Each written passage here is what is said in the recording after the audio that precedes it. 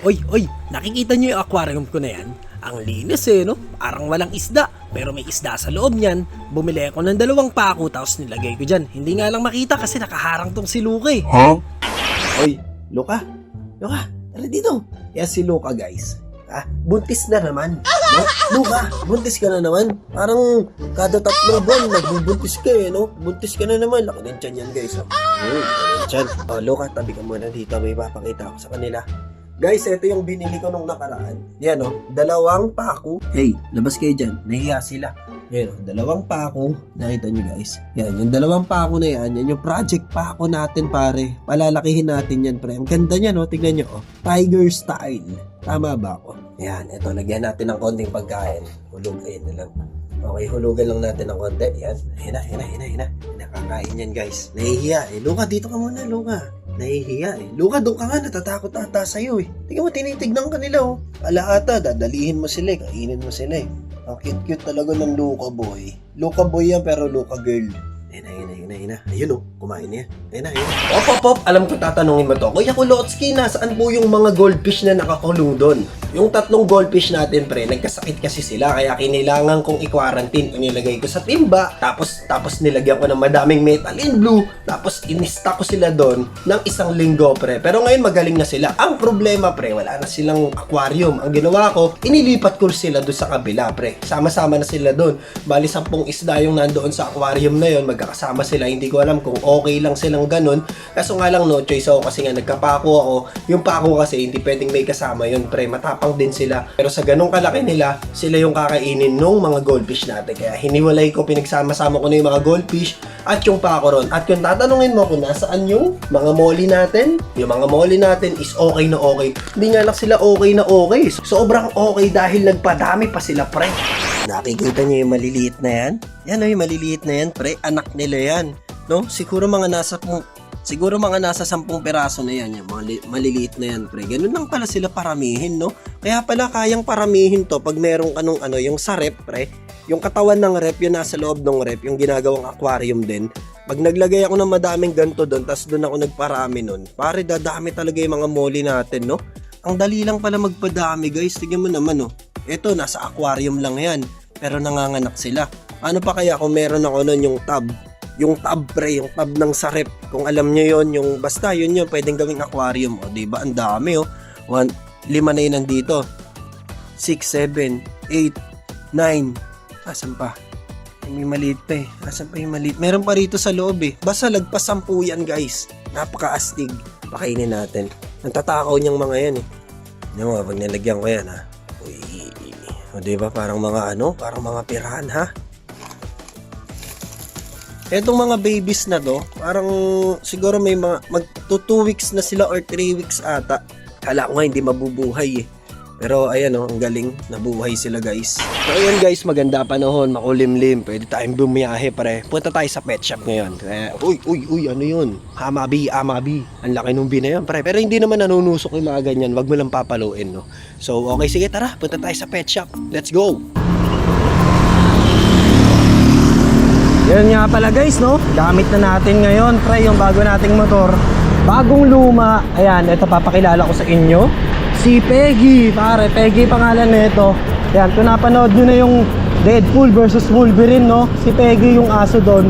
So nagustuhan ko yung aso doon, si Peggy pre. Kaya yun na yung pinangalan ko rito sa motor. So ayun na nga ngayong araw maghahanap ulit tayo ng bagong isda na makakasama ni Paco the Fish doon sa kanyang bagong tank pre. 2 pako kasi yun nandoon. So napakalaki pa nung aquarium, malaki pa yung space, pwede pa nating samahan kahit isa So maghahanap tayo dito sa Pet Totoy, syempre sa lagi nating pinupuntahan kung saan ako nakakabili ng mga isda ko sa murang halaga pare. Antindi ng mga isda rito sa Pet Totoys pare, talagang pamigay.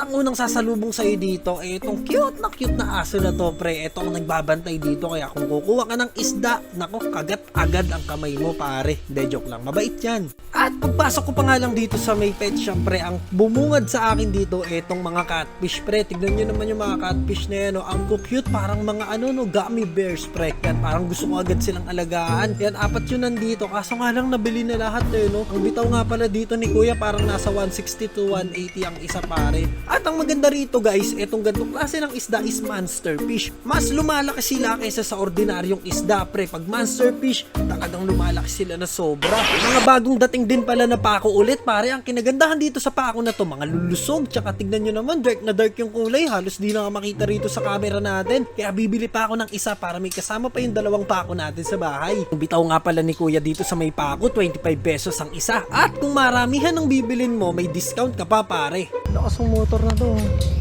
Ganito kailangan ko. Para bang maramihan. Pag may ganito ako sa labas, yan, maglalagay ako ng ganito sa labas, pre. Okay, ganito yung sinasabi ko sa inyo. Yan, yung tab na yan. Yan, ganyan. Dapat may ganyan ako. So yun nga yung bala ko guys no. Bibili ako ng mga ganong klase ng kulungan natin. Katulad ng styrofoam na malaki. And then yung sa rep pare. Yung sa rep yung pinakakatawan ng nasa loob ng rep.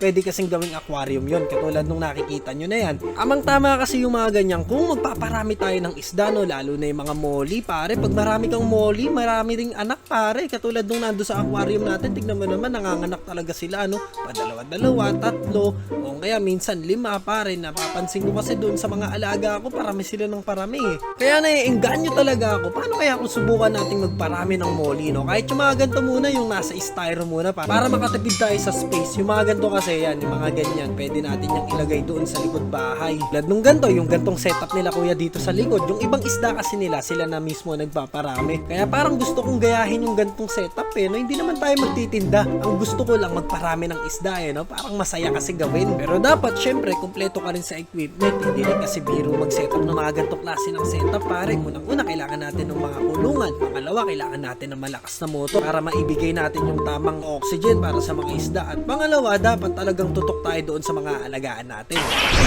Ano lang to sa retail, 20 lang yan. Malalaki yung mata niyan, di ba? Yan yung Blackmore. Okay. Bali sa wholesale niyan, 14 lang yan.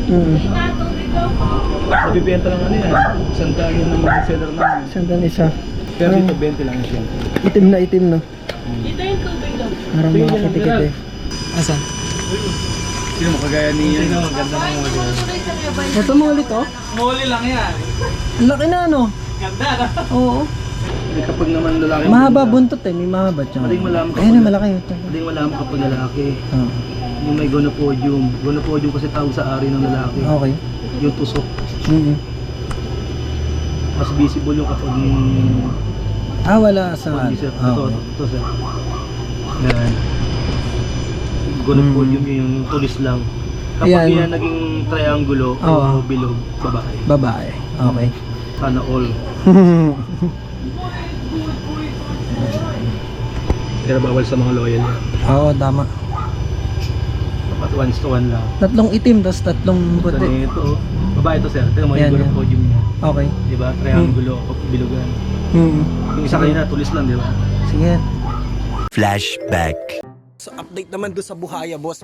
Walang buhaya rito boss. Pero manay natin. Pangarap ko rin talagang mag-alaga ng buhaya. Kaso nga lang pare, unang-una wala tayong kulungan para doon. Pangalawa, ang takaw nun lakas kumain. Pangatlo pare, ang laki nun. Baka kung pwede, linta na lang muna ang alagaan natin. Tingnan nyo naman, libre lang ang linta. Kung saan nakukuha, libre pa sip-sip ng dugo. O kung gusto nyo, hito pare. Hindi, joke lang, crayfish yan. Ito naman, hindi ko alam ang tawag dito. Pero ang cute nila pare, ang sarap nila parang gelatin. Andito na naman nga pala ako sa may Pet Totoys. At pare, pag napunta ako rito, alam niyo naman, kahit wala akong bibilin, may mabibili ako rito, pre. Bili lang ng bili, kahit wala na akong paglalagyan, wala na nga akong aquarium sa bahay, sa timba ko na nilalagyan. Tingnan niyo naman kasi, ang gaganda ng molly, pre. Ang lalaki, breeder size, gusto ko na kasing maglagay sa labas, pre. Malaki ang aquarium ba? At bumili nga rin pala ako nito, etong Enly Cherry, pre. Tama ba? Enly Cherry o cherry na lang. Ganyan siya pag nalaki, pre. Tignan niyo naman, ang ganda din, parang dragon. Kaya yan, binili ko siya, pre. Eto, 160 ko nabili tong Enly Cherry na to, pre. Nakabili rin ako ng mga molly, pre. Ito, breeder size ang lalaki. 25 pesos ang isa, pre. Pero 15 pesos ko lang nakuha. Iba presyohan pag breeder size, guys, ha. Kung mura sa inyo, mura sa inyo. Dito sa amin, ganito presyo, eh. At nakakuha rin ako ng Oscar, pre. Dinagdagan ko yung Oscar sa bahay. Kasi itong ganda ng kulay, pre. Dark na dark. Tignan nyo naman. At ang dami ko na namang alaga. Let's go! So ito yung bagong alaga natin, no. Sana magsilaki sila. Ito dadagdagan natin yung Oscar doon sa kwarto para 3 na sila, no. Ito maganda kulay nito. Ayan, tingnan nyo, dark siya pare. At itong nabili ko na to pre. Yan, ito lumalaki to pre. Nakita nyo naman yung kasama ng arwana. Ganun siya pre pag lumaki. Kaya ito sana mapalaki natin siya ng husto, no. At itong mga molly natin na breeder size. Pare, ayan, ang gaganda na ito. Ang lalaki rin. At ang haba na ng mga buntot, no. Babae tsaka lalaki nabili natin. So pararamihin natin tong mga molly pre, no. Ang balak ko sa susunod, bibili ko nung styrofoam. Yung nakita nyo naman kanina. Bibili ko nun. Tapos pararamihin pa natin yung mga molly natin. So, hanggang sa susunod guys, abangan nyo. Baka magpunta ako sa Cartimar. Tignan natin yung mga isda ron. So, let's go. Bye-bye.